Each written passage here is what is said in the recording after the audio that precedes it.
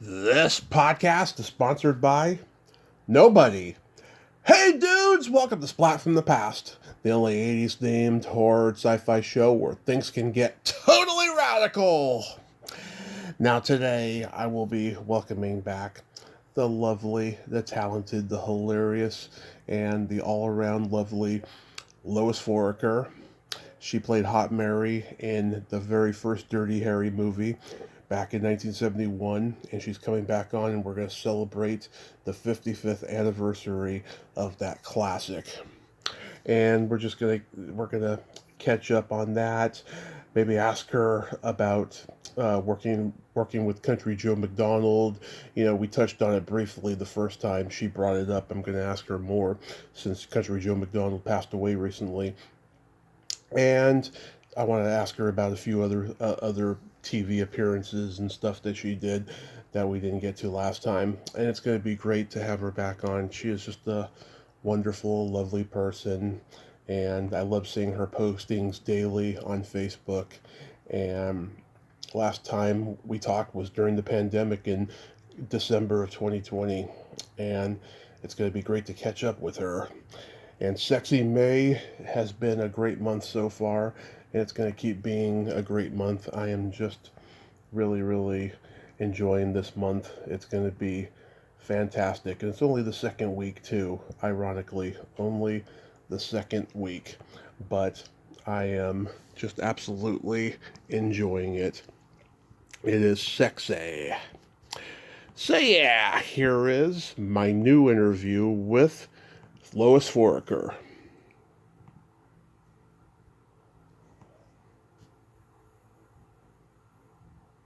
Hey, Lois, welcome back. How are you today? I'm good. How are you? Well, I'm starting to sound like a broken record, but despite the fact that the world is getting crazier and crazier every day, I am blessed. I cannot complain. Me and my mom own a house now in Modesto, and I just pinch myself every day. Oh, good. Oh, good. Modesto is better than Reading. Absolutely. 6 years there was enough. It's kind of counterintuitive to what California stands for, I think. Exactly, exactly. Yeah, yeah. And I'm so blessed to be back here with you today. And Friday will be 9 years since I started the podcast. Oh, congratulations! Thank That's a you. nice birthday you got coming up. Yep.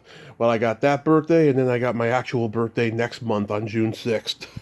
Ah, I had my birthday, my 80th birthday, on New Year's Day of this year. On January 1st, huh? Yep, yep. Wow. I Now, know it's weird even to say that. I know, like, how does it feel? I mean, do you still feel pretty young? No. No? Slow as molasses. I mean, I right before you called, I had to go out and because it's supposed to get really hot today, so I was Mm-hmm. out watering lots of bougainvillea and camellia plants and just everything that needed out, and also my fruit trees. I planted a lot of fruit trees, and so I was like I was trying to make sure that I didn't fall or anything. So I'm slow as molasses because I had a hip replacement and I'm Oh, recovering from that. And the strength in my operation leg is slower, way slower than I thought it was going to be. And so I'm still walking with my cane. And I just have to be careful. That's all. yeah, my mom. These years are about awareness and acceptance. My mom's 72, and she's had hip and knee replacements, and she's so lucky she hasn't walked with a cane full time. But she does have a walker that she needs sometimes if she's in Right. too much pain, and she's only 72, but yeah, I totally get it. It's just a process, and you just have to factor in the aging process along with that, along with the healing process. And we resent. I think we resent the fact that we're having to be limited, and that's where the disconnect comes in, and we get in trouble with falling because we don't want to admit that we're limited. Exactly, I exactly. know. I know. So, Anyway, can you believe it's been 55 years since Dirty Harry? yeah, actually. I was such a different person then, Mm-hmm. and I'm grateful for those 55 years of growth and learning and development and all that stuff. But yeah, it was a long time ago, and it was in my San Francisco years, which were blessed years. I learned a lot. I was lucky to have been there then. How were you a different person then as now? Well, I'm much stronger. Mm-hmm. I was kind of a wisp of the wind. Is that what you call it? I would get buffeted about by anything that kind of like presented itself as something I had to do or had to respond to, and I'm just a steadier ship these days. Yeah. And I know myself better, and I have developed. I have developed an inner strength that I did not have then. Oh, So love I it. was kind of a doormat. I'm afraid, but I'm glad. I'm glad I took the journey that I did. Absolutely. So Yeah. it was a standard audition situation. Well, yeah, it was initially. I went in and read for the part, and I didn't get it because I was a good little hippie girl, Mm-hmm. and they hired a stripper and maybe a prostitute. I'm Yeah. not sure. Yeah. But she was definitely, apparently, a stripper in North Beach, and she must have and she accepted the role, and she would have been perfect. Hot Mary. Well, her boyfriend visiting her once he got off the ship. Mm-hmm. And so it came time for the shoot, and she didn't show up. Wow. I mean, it was like they gave her the call time, they gave her everything, and when it came for the day, she just kind of disappeared. And it was a weekday. It was a weekend day. It was a Saturday, I believe. And so she must have got, it was Saturday. She must have got a better offer someplace else because she just disappeared. And so they called me, panicking at the last minute, said, "Can you be there tomorrow?" And blah, blah, blah, blah, blah, blah. And I said, "Sure, yeah, absolutely." Mm-hmm. And my nice little hippie girl voice. And so that's how I did the part. I wasn't supposed to do that.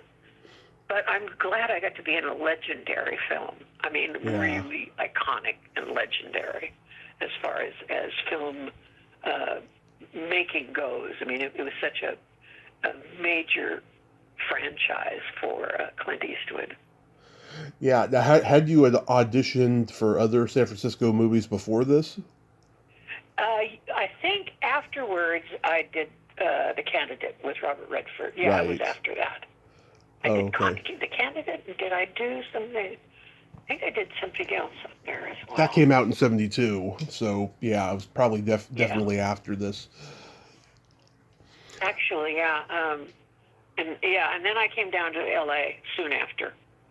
I was doing Godspell at the time, Mm-hmm. and when I finished that contract, I came down to L.A. because it was where you're going to make enough money to survive.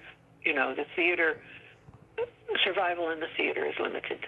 I mean, it's just you have to be in a company like ACT or in a long-running play, but the theater, you just couldn't make enough money to pay all the bills all the time.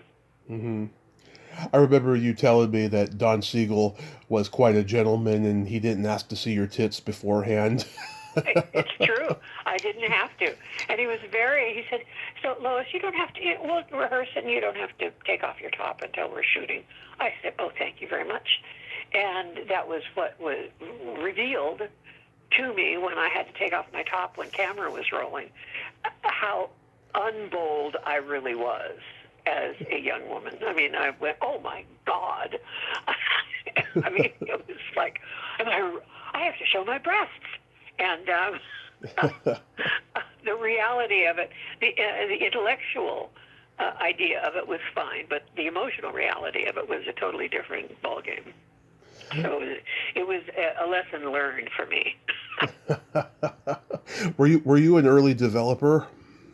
Oh God, yes. Yeah, Oh I my could tell. gosh. A young woman, a girl, Mm-hmm. when she starts her period, she is at least 80% of her adult growth. Yeah. And I was 10 when I began. Wow. I know, it was terrible. I mean, everybody thought I was older than I was. Yeah. I know. Including me. Yeah. I know. Even myself, I have a growth disease called Simpson-Galabi syndrome. And so when I was 5, I looked like I was 10. And I always felt like I was older than I actually was growing up. And what was the syndrome? Simpson-Galabi syndrome. It's kind of a form of giganticism, and it's just I was always the biggest kid. Way bigger than everybody. Yeah. A friend of mine's son was that way. Mm-hmm. And everybody treated him like he should be more mature than he was. Yeah. And it always got in everybody's way. Yeah. It's a much more safer version of what Andre the Giant had, because he died at 46 or 47 years old. Mine lasts at least into my early 70s. That form of giganticism. I mean, my heart is big, right, but to accommodate my size, right, but it's not like overly big like Andre's was. Right. So, right. yeah. I mean, I think that's why Great Danes only live like 7 or 8 years old, because of the size of the heart, in order to move the body around. Yeah. Did you know that? No, but I don't doubt it, because yeah. Yeah. The same. Yeah. Great Danes are pretty big dogs. Same dynamic. That's interesting. So did you film just one long night? Yeah. Mm-hmm. Yeah. And I can't remember how long we went, how long it took. I would just remember it was nighttime when I showed up, and it was still dark when I left. Mm-hmm. Did you get to interact with Clint? A little. A little bit. He was out in the alley with his wife, and she was in this beautiful fur coat, I remember. Mm-hmm. Of course, as a young woman, I lusted after the fur coat. And I was at the window, and I had hair down to my butt, right? Because I was a good hippie girl. And I kept putting my hair in front of my breasts so that I would be somewhat modest. And Clinton was saying, Lois, move your hair back, move your hair back. So, okay. And then I would have to approach the window with my hair tossed over my shoulder. But that's about it. It was that was the interaction with him.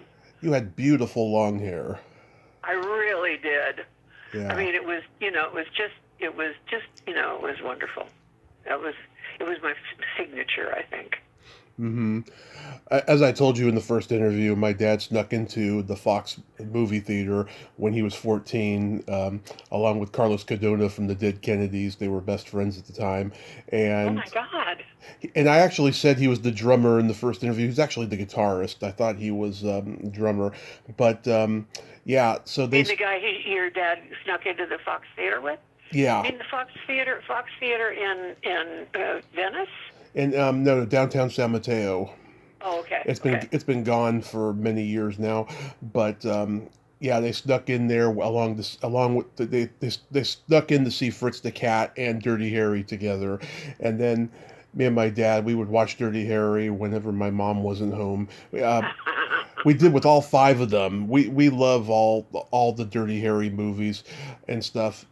You haven't seen any of them, right? I have not seen. I've not seen Dirty Harry. No, I haven't. You should, but before you die, you should see it. It's such a great movie. But I know, and everybody says that. As people, I don't know what I'm kind of protesting, because enough people have sent me a still of me and my breasts approaching that window. They got a side view of me and my, and it was like and I was in Playboy. They had a thing in Sex in the Cinema, and there was a still of me approaching the window with my breasts, and they called that sex. A view of breasts was called Sex in the Cinema. I mean, how silly! Yeah. I mean, that's anatomy in the cinema. It's not sex. Yeah. Well, resources were very limited in those days. There was no internet, True. I mean, communication was paper-based. Yeah. Yeah. Yeah, well, I love the first two sequels, Magnum Force and The Enforcer. Those are my favorites. In Magnum Force, he tries to stop Tim Matheson, Robert Urich, and David Soul from killing innocent people because they're like crooked motorcycle cops, and Hal Holbrook is the chief of police who's behind it all. Oh, And wow. in The Enforcer, he pairs up with Tyne Daly, and this was pre-Cagney and Lacey. She is Oh, so cool. great in the movie, like she is Yeah. on Cagney and Lacey, and they were so good together. Like you wanted them to get together by the end of the movie, but sadly it didn't happen. She got shot, but it's a great movie. Yeah, That took care of that storyline. yeah. He didn't have to do anything in the future with the wife or all that stuff. Yeah, that's Yeah. Well, in Magnum Force, he had a Japanese prostitute neighbor that he hooked up with sometimes, and I actually interviewed her, Adele Yashioka, a few years ago, and she was a great lady. She was a dancer, and she had a lot of great stories, and oh good. yeah. So those two. So I recommend seeing the first three. Sudden Impact is good too because he says, "Go ahead, make my day." In that one, that's the line Yes. everybody loves from him. The Deadpool, it's all right. Liam Neeson's the bad guy, but it's okay. It's an okay one. But in the first one though, Andy Robinson is the Scorpio killer, and he's Yep. great. He is just so scary, and I love it. Clint pulls out his gun, and Andy Robinson says, "My, that's a big one."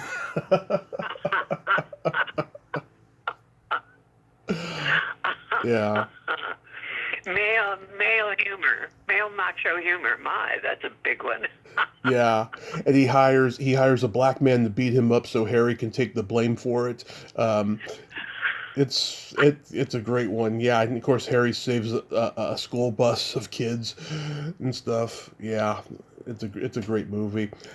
I love it when he's in John Vernon's office and John Vernon says, "I don't want you causing trouble in the Fillmore like you did last year. That's my policy." And he says, "When I see a man chasing after a girl with a steak knife and a hard on, I shoot the bastard. That's my policy." And then he says, "When you see a guy doing that, you know he's not out there collecting for the Red Cross." Oh my God, I do have to watch this. Those are good lines. It is. I'm missing some good laughs. Oh yeah, I mean, Clint Eastwood's a funny guy, and like every movie he makes, he's got some funny one-liners.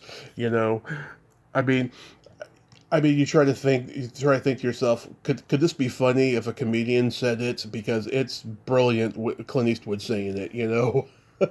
He's got a wonderful, like the Italian cowboy techniques that he adapted and learned while he was in Italy. Yeah. Really put him in good stead, I think, Yes. for all of his for all of his cop stuff. Yeah, and you know Joy Carlin, right? Oh yeah, she's wonderful. She's in the movie. I talked to her 5 years ago. She had no memory of being in Dirty Harry or Bullet. And I just watched Bullet a couple of weeks ago. That is too funny. Yeah, but she remembered being in Smile with Bruce Dern, and she enjoyed that experience. She told me, I love that movie, too. It's very underrated. She's a wonderful, wonderful actress and a wonderful resource and kind of feather in the cap of the Bay Area for the arts. Yes. Her husband was a painter. She's a prolific actor, and she is bold in her comments. She made a comment recently about something had to do with an arts council. I can't remember what it was, but it was a bold statement for everybody to pay attention, and she's good. My friend Amy Resnick is a Bay Area actor, and she's known Joy forever. And she told me, if you knew Joy and you're around her long enough to hear her dirty mouth, oh my God, you'd be in hysterics.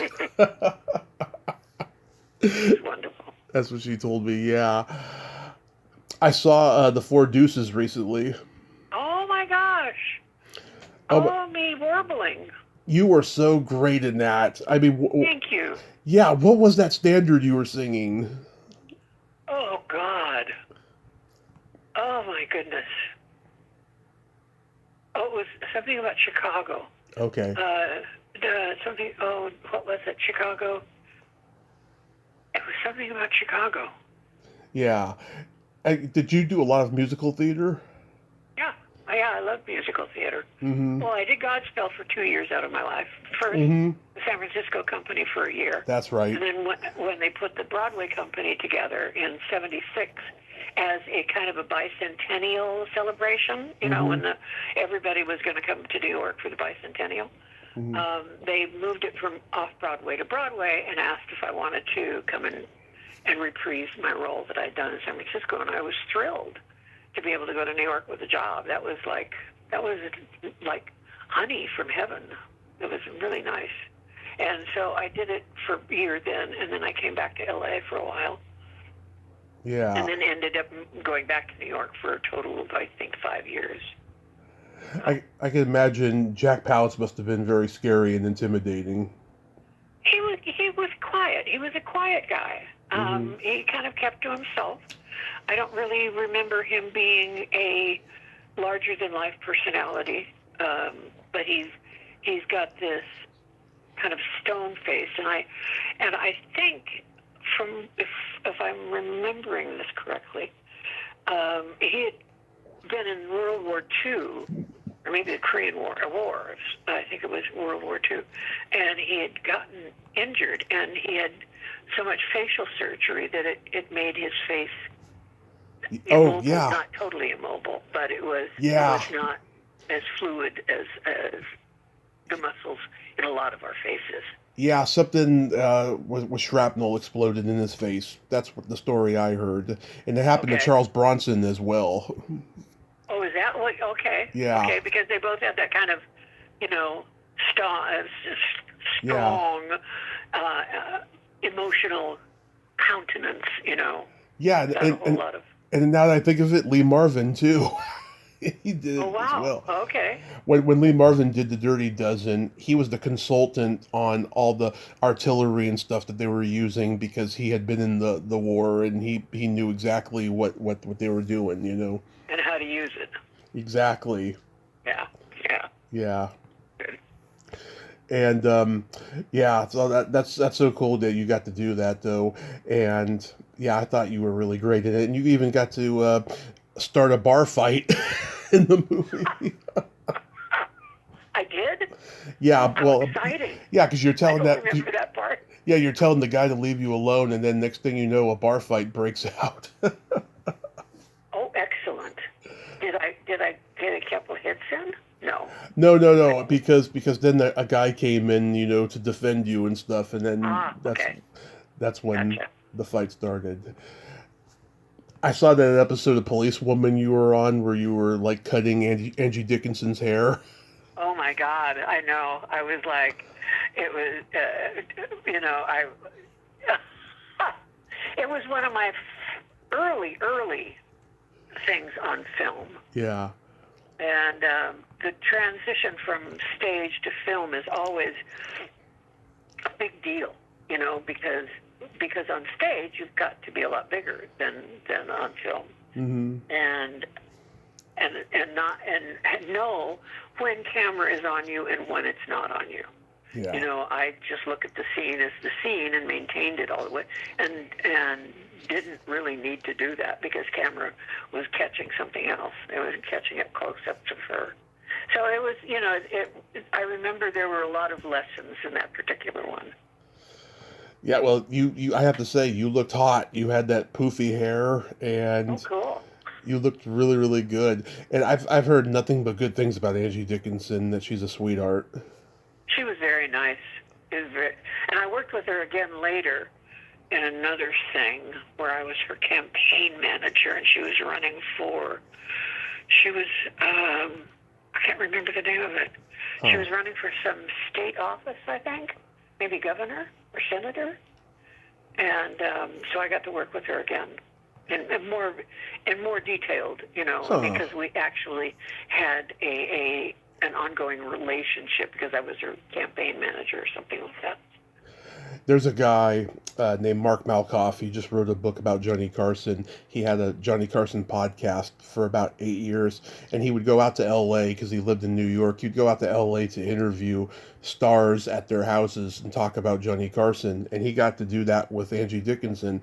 And it was his last day in town before he went back to New York. So they're talking at like, I don't know, 8 in the morning or something, early in the morning. And she says to him after the interview, so do you go back tomorrow? And he said, yeah. And he's like, what are you going to do today? And he's like, I'm just going to go back to the hotel and watch TV. And she said, no, you're not. I'm going to take you shopping. I'm going to buy you lunch, dinner. We're going to have drinks. We're going to have a good time. And that's what they did. And she was 88 years old.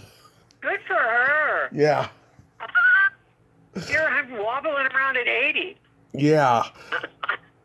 Oh, I've heard lately her health hasn't been great, you know, 'cause she's in her 90s now and stuff. But yeah, in 2018 when this happened, yeah, that is so awesome. God, I would have loved to have experienced that, you know? I think she's Norwegian. Yeah, probably. She's I think she's Norwegian. Norwegians live a long time. Mm-hmm. My mother was 99 when she passed. Yeah, that's so wonderful.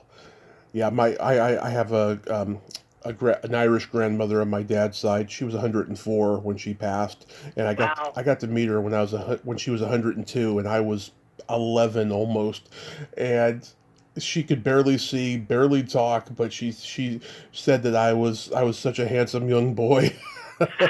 I was really strong. And yeah. You agreed with her completely. In hindsight, yes, because I've lost so much of my hair now, and I've aged. I started aging after my car crash, but then once the pandemic happened, I really aged. Well, the aging process is. Luckily, I was born to two humans who had fabulous skin. Oh, nice. And I'm blessed in that department, so I don't look like I'm 80. Love it. Yeah. What was it like guest starring on Newhart? Oh, you know, I really enjoyed it, and I really it was hard for me not to laugh at him. Yeah. It was I loved that guy's comedy. I loved his timing, and it was wonderful. It was a sweetheart, and I think he liked the fact that I found him incredibly funny. He got a little turn up on his mouth when he knew that it was making me laugh. You know, which was not a great thing I did, but I just really enjoyed him. In the first season, they shot the show on video, and then they switched to film for the follow-up seasons, which is interesting. And I always liked that version of Newhart better than the one that he did in the 70s. And I do like that one, but the one he did in the 80s, I don't know, there's something very bold and groundbreaking about the way he did his show in the 80s. Yeah, and he was such when you read his history, you think, wow, how did... he didn't intend. He didn't set out to be a television star. You know, what was he? Was it an accountant or something? Or He started out as an accountant, and then he fell into comedy. And a year later, he's got the #1 comedy album, and it's just bizarre how that happens. You know? Yeah. And Shelley Berman said that he stole from him, his telephone routine. And it's like, oh my God, he stole that from Nichols and May, whom he was in the Compass Players with. And Joy was in the Compass Players with them, too. Yeah. It's funny how that happens, Shelley Berman just got really bitter at the end of his life and said, yeah, he stole that thing from me. I could have made millions off of it, It's terrible. The people that feel it's one of the reasons I'm glad I got out of showbiz, because you're so powerless all the time. Yeah. And you're just kind of buffeted around by the luck and the and the this and the that, and there's absolutely no power, and there's so many people that end up just bitter. Yeah. And I'm just really glad I got out when I did. I know, I've interviewed so many of them too. It's crazy how things happen. Their sitcom ideas got stolen or different things happened. It's just, Yeah, it's very depressing. Very yeah. depressing. You know. It's. I think it's because is never, the dynamic of strength and power is never in the hands of the performer unless you are one of the minuscule percentage of people at the top of the heap. Mm-hmm. Period. You are always, always powerless. And so, and if you keep investing yourself in business over and over and over again from that dynamic, unless you succeed at it, you're going to be bitter. Yeah. You know, Yeah. it's kind of inevitable. I mean, when I did stand up, I mean, I saw bitterness all the time. Even in some comedians that I grew up watching, I was just like, oh my God. I thought that comedy was supposed to be all happy and everything. No, it's very tragic. I'll Oh, tell you. I think, I mean, if you watch comedians try and have a conversation, a human conversation, they have to tell jokes. Yeah. They have to try out their stuff all the time. Yeah. And it's really there's it feels like there's a desperation to it. It's trauma response, I think. Trauma response? Interesting. Yeah, I think it's trauma response that someone's got to constantly be making jokes and pointing out foibles in order to validate their own self-esteem. Yeah, well, and it's also always working on material. Yeah, I mean, always. it's like always testing out material, always. Seinfeld's that guy. He's always constantly writing and coming up with material everywhere he goes. That's why he's so great. Yeah, yeah. I've been watching episodes of Who's the Boss on Hulu, and I happened to catch the one you were in where you and Blake Clark own the diner. Oh, And how fabulous! yeah, I really enjoyed that one. I really enjoyed that one a lot. I love it. You two are just bickering. He's like, Oh yeah. you're like, we've been married 22 years. He's like 23, and you're like, in a pig's eye. And then he's using that watering can metaphor, and you're like, his watering can's been dry for years. Oh my goodness, you've been watching all my stuff, huh? Lately, yeah. How sweet of you. How sweet of you. Thank you. Yeah, it's always great to find stuff that I haven't seen and stuff. But yeah, that was great. And that was like in the last, I think that was like in the last season and stuff when Tony got his hair cut. Yes. Well, and I remember that was toward the end of it, but that was the one where I got to the set and got into my dressing room, and there was this beautiful, beautiful bouquet of flowers from Tony. Oh. It was so gorgeous. Yeah. He did that to all the female guests. Yeah, I've heard he was very flirty with the females, and he was also just a great guy. And he also had a temper like any Italian does. I think he ruled that set. Mm-hmm. I mean, I think he was like, his energy was the dominant energy on that set, I think. Yeah. There was an episode, I actually talked about it with another guest who guest starred on it recently, where he has the opportunity to become a fireman. He always wanted to be a fireman when he was a kid, and the whole episode he's acting like a little kid, and it's so hilarious. Oh, how fabulous! Yeah, he's like riding the fire truck with his tongue out like a dog. It's so funny. Very funny. Very funny. Yeah. I want to ask you about working with some people that we've lost recently, starting with Loretta Swit, who you worked with on MASH. What was she like? She was very nice. She was very professional. She was sweet. And it was just, but that we didn't have much interface. I was mainly with the surgical teams when I was on the show. So I don't remember any scene with her, actually. Yeah, but I was primarily with the male surgical teams. She seemed like such a force of nature. I remember seeing her do many interviews in the last few years she was alive. She seemed like she got Botox on her lips, and Oh, she was always getting political and just opinionating things. You know, in fact, you know, she actually demanded once the show took off, she demanded that Hot Lips be removed from every script because she thought it was just too sexist. You know, and she's like, "This is not the movie. This is the TV show." You know. interesting. Did they remove it? Oh yeah, they eventually Okay. dropped Hot Lips out of the script, but everybody will always remember her as Hot Lips Hot lips, yeah. because it was Well, such and a if she thing. had a lot of Botox, what is she protesting? I don't You know, know? sexism, I Yeah. guess. Yeah, Well, sexism. I mean, my God. You know, you're fighting that on every single level of social structure. of My course. God, and economic structure too. Do you remember Jeff Maxwell? He played Igor. Oh, I love Jeff. He was Yeah, wonderful. He was very sweet. he is. See? I got to talk to him last year. He has a popular podcast called Mash Matters, where him and this guy who's a super fan they talk about Mash and they interview guest stars and cast members and Oh, stuff. good. I'm surprised they haven't reached out to you. Well, Jeff, I mean, I remember Jeff took some headshots for me because he was also a photographer on the side. Hmm.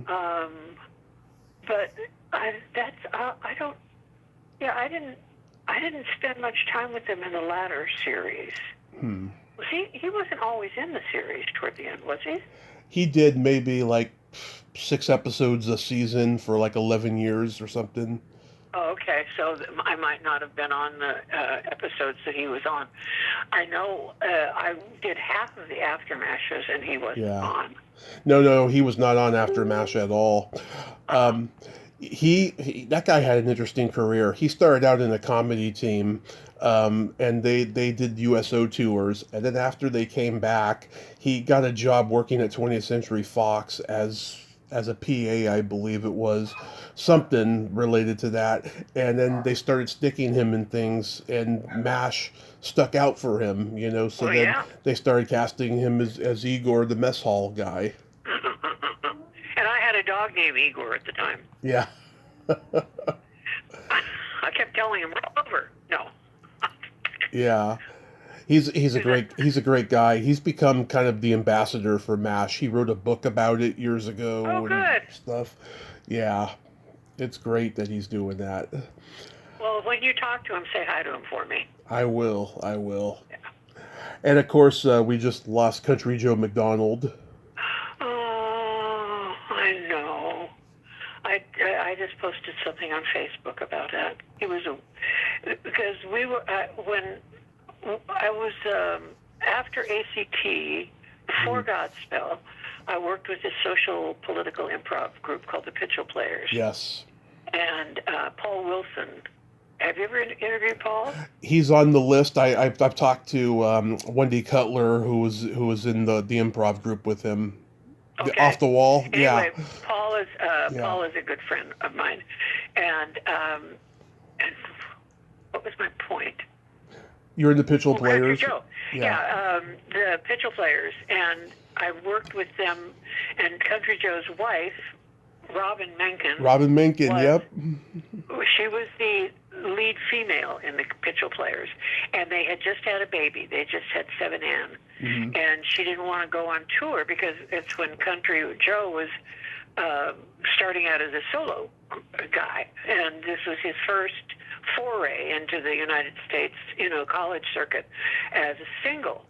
And so we toured with him for a year as his opening act, where we would warm up the audience, and then he would come out and sing. And he was a wonderful man. He was a consummate professional. Mhm. He never pulled rank. He never had, star fits. He always was a good worker, and he was always there. Mhm. He was always on time, and he was just great. He was wonderful. Yeah, I've tried reaching out to Robin Mencken because she was in a movie I love called Thank God It's Friday, a very funny disco movie from the 70s. And yeah, I've talked to Mary McCusker. Yes. Yeah. I've talked to her. She's very interesting, very funny, and Chris Prey, of course, was in there. He was very close to Robin Williams, I know, Robin Menken, mean. and Robin Menken or Robin Williams? and Robin Williams Oh, because okay. I didn't know that. But Chris yeah, was in the Pitchell Players, mhm. and Chris was one of the primary figures, but he was also in Dirty Harry. Yeah. There was a whole bunch of San Francisco people. Oh, Yeah. he was in American Graffiti. That's how I first saw him. He plays a friend of Paul LeMat, Okay. who comes over and says hi to him while him and Mackenzie Phillips are parked. And he was also in Mrs. Doubtfire too. Oh, cool. So yeah, I mean, he worked a while. He died before I could get a chance to reach out to him. Sadly, That was shocking. I couldn't believe it. His brother was just a few years older than him, and he passed away before Chris. Ugh. So it was maybe something genetically because they both died way too young. Wow. Did you know the committee guys? Some of them, yeah. I know a bunch of them. They've been on here. I know Archie Hahn and Peter Elbling and Larry Hankin and Ed Greenberg. Yes, and Julie Payne. I would love to interview Julie Payne. She's hilarious. She's very funny. She's very, very funny. I'm trying to get Ruth Silvera on here. Ruth was married to a guy named Richard Marion, whose mother was one of the doctor shows. I can't remember which one. Medical Center, maybe? No, it wasn't Medical Center. Doctors. Isn't that terrible? I can't remember. I know that it was one of the doctor shows. She was his nurse, his head nurse. And I don't know whether Marion was her acting name. I have no idea. Can't remember that. But Richard, that was sad when he passed. Do you remember Bullshot Crummond? I mean, the film. Well, there was the film and then there was the stage show.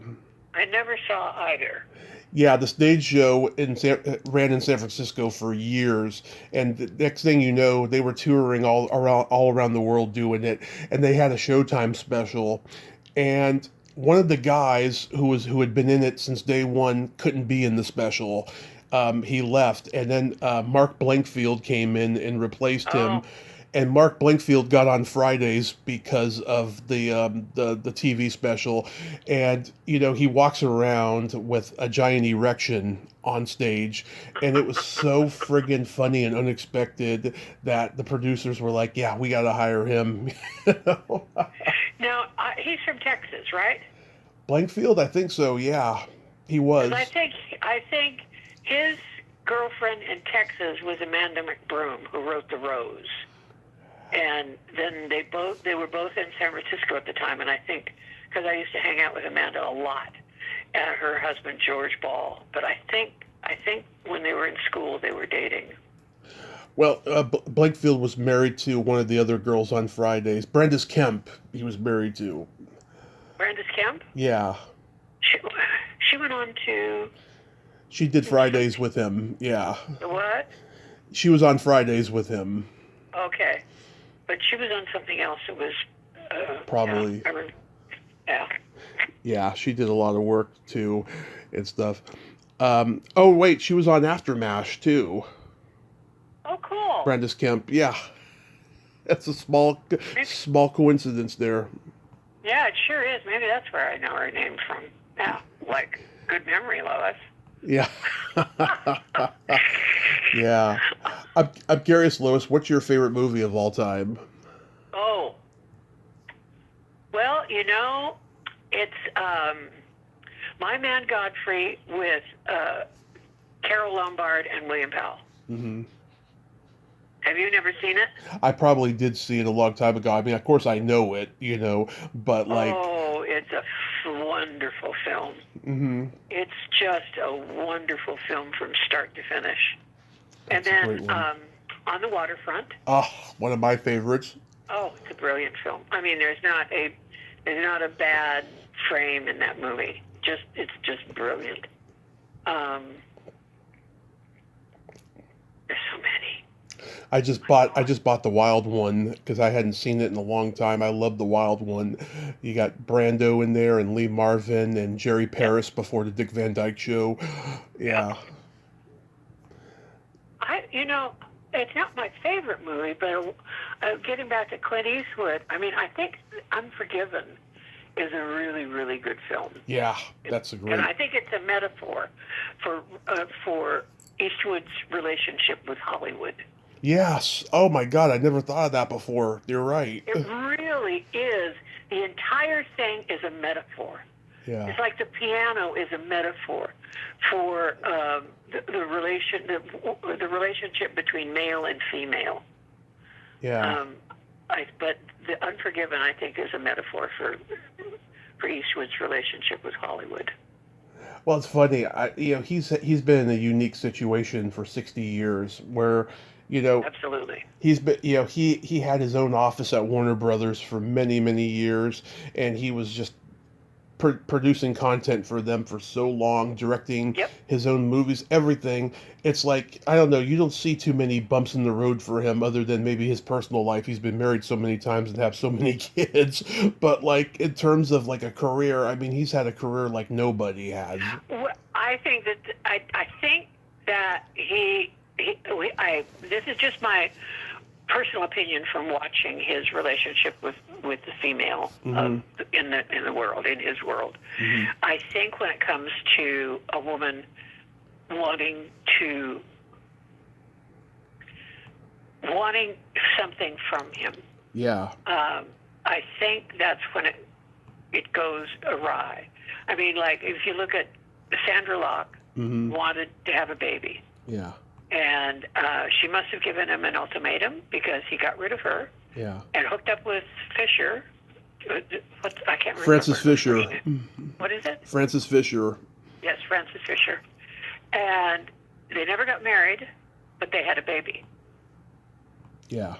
Immediately after Sandra Locke. So it seems to me that there's an issue with power between the male and the female with Clint Eastwood. Yeah. And that's probably why he has had so many marriages. That's my guess. That's a beautiful observation. I agree. My psychology from college, Psychology 101 at work there. I studied psychology online when I was in my early 20s, and I think it helped me for the podcast later. I bet. It's helped me, with getting the interviews booked, especially. But then, just on a subconscious level, it's also helped me play psychiatrist to a lot of my guests. You find you have to do that?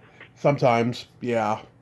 Especially with people who are very private and don't really do interviews, I find that You have to figure out a way of getting inside them. Exactly. Yeah. Exactly.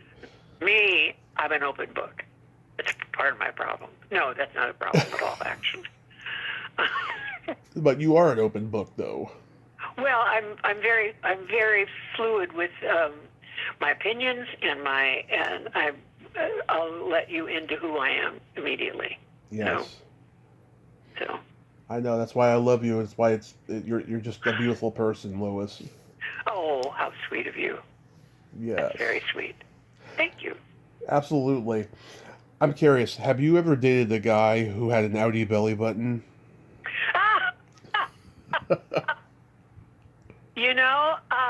I'm sure I have, but I'm not even going to go there. I got a story for you. I might not have been paying attention to the belly button. I got a story for you. When I was in my 20s. Go ahead. When I was in my 20s, I was on this dating website, and I met this girl. She had the most beautiful blue eyes. Oh my God, beautiful blue eyes and stuff. And we met up for coffee, and we went down a rabbit hole of talking about belly buttons. And she told me that if I had a doorknob outie, it would be a deal breaker. So I lifted up my shirt, and I showed her my innie, and it was very deep, and she had this big old sigh of relief. And I thought that, I was in then, right? But she sent me an email later that night telling me she didn't see a spark in us and that she wanted to be just friends. And of course, I tried to take her up on it one time, and of course, I never heard back from her. But, like, I just thought that was just so interesting. Even if it had an Audi, it was going to be a deal breaker. That's Yeah. Yeah. Anyway, that's so. Yeah, I have no idea. Her eyes were just gorgeous. Just gorgeous.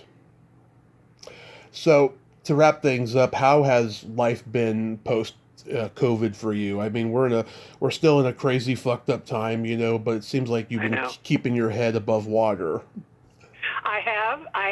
One of the great things that COVID did for me, Hmm. I mean, and really great, is it got me cooking for myself in a way that I had. I mean, I've always loved cooking, but I've gotten really into it since COVID, and I rarely go to a restaurant, primarily because it's so expensive, and I can cook for a fraction, and usually better than a lot of the restaurants I go to or have gone to. Fraction of what it costs to go to a restaurant these days.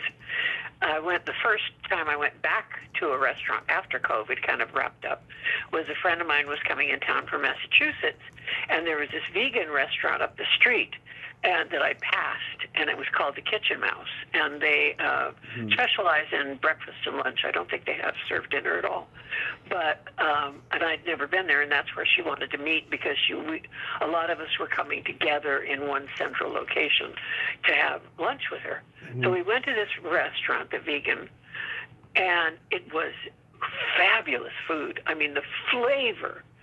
But it was breakfast, and it was $35 for breakfast. And I went, whoa. And I went, I can make myself breakfast for a couple dollars, and good breakfast.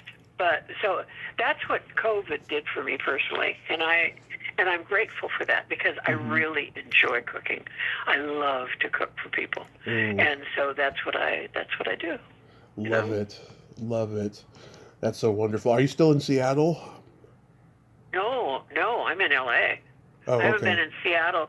I was taking care of my mom for a couple of years before she had to go into a facility, and so that's when I started coming back down here and going back and forth. But I haven't lived in Seattle since the '60s, late '60s. Oh, okay. Okay, I was Yeah. confused there. It's stuff. How's your daughter and grandson? Oh, they're great.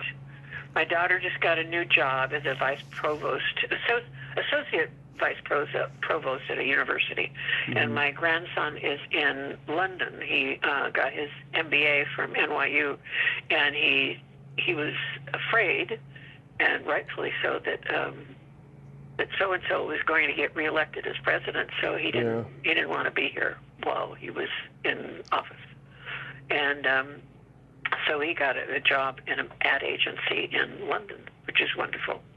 And he's, I think he's going to come back because I don't know why, but I think he's on his way back. Not immediate, but he's going to come back to the U.S. Did you get to talk? Did you get to talk? Did you get to talk on Mother's Day? I talked to my daughter. Yeah, she's just starting. She started her new job today, so she's very excited. Nice. I love that. You are just so blessed. Oh, I know it. I'm very, very, very, very happy. Very happy. Do you think, God, do you think we're going to be able to get out of this mess that we're in? Yeah, I mean, God only knows when it's going to happen. I have faith in human nature. I don't think that the first election, he didn't win at all. Right. The popular vote was 3 million votes in favor of Clinton. And so I take solace in that. And in order for him to win that election, they had to jerry-rig everything for the Electoral College. Yeah. The Electoral College should never be in existence anymore. Yeah. And I'm hoping we can get that cleared up. I'm really hoping we can clean up the Supreme Court. To me, that's the biggest stepping stone in getting this stuff cleared up now, because they're lawless. They're just as bad as he is, and they're supposed to be connected to the Constitution, and they keep undermining the Constitution. I saw on Facebook the other day that Roberts is surprised that people are so confused and about the righteousness of what he's doing. I mean, what? Really? I mean, he's a corporate thug, is what he is. I mean, it's just terrible. A racist. He has to be a racist for undermining the voting rights and stuff. I mean, it's just pathetic. It's terrible. Of course, he always has been. I mean, people, who, grew up in the 80s in New York or wherever, they always heard things about him, and About Roberts? Oh, no, about our president. Oh, no, our current president. Oh, yeah. Yes. Yeah, no, but the people who are enabling him to be lawless are being lawless themselves. Yeah, I mean, God, I'm just so scared, and I don't even know what to believe anymore, because I'm hearing just a million different resources, like everybody is, from everywhere of where to get news from. It's just so scary. I think watching the NPR NewsHour is safe. The BBC America is safe. Yeah. But there's not a whole lot of safe news sources. Yeah. What they're doing to 60 Minutes is just terrible. Yeah, I know. Get rid. I know. 60 Minutes, and of course, CNN has gone so conservative, and just. Oh, I know. Of course, Fox always has been. It's so scary. It's just scary, and I pray all the time. I gotta tell you, during the pandemic, in those 2 years, I never cried so much in my life as I did those 2 years, and I did a lot of crying during my drinking years, just for my own personal stuff I was going through. But then I was crying for everybody. I mean, the whole country during those 2 years. I know. It was it's been an onslaught of shock. Yeah. About how the thugs, the clowns that we have in the cabinet, the people who have no business being there, absolutely none, no qualifications. I mean, it's astounding. It's astounding, but we'll get through it because we are strong. And I love you, Lois. Thank you so much for coming back on and celebrating 55 years of Dirty Harry with me. Well, it's kind of shocking to hear that, but I mean, given the reality of the road I've walked, the journeys I've taken, it's 55 years. That's about right. That's amazing. Yes. Absolutely amazing. Next time I'm in LA, I will let you know. I went last June for the first time in years. I went to the Hollywood show and had a blast for my birthday. Oh, good. Good. I don't know when I'll be back, but when I do, I will let you know. And you can blow a raspberry on my belly button. Oh, no, those years are over. Those days are over for me, babe. Okay, you can poke it or thump it. Okay. You have a great rest of your day and be safe. Thank you. You too. Thank you. Bye-bye. Well, there you have it. Lois Foraker, ain't she a sweetheart? Oh my God, she is so funny, and she is so insightful and smart and intelligent. And yes, she has evolved and she has changed for the better. I'm sure she was a trip even back then when she made Dirty Harry, who knows, but she is a great person, and it was great catching up with her today. Well, until next time, this is Tommy Throwback Kovac saying, there's no shame in living in the past because the present sucks. Later, dudes. Do you feel lucky, punk?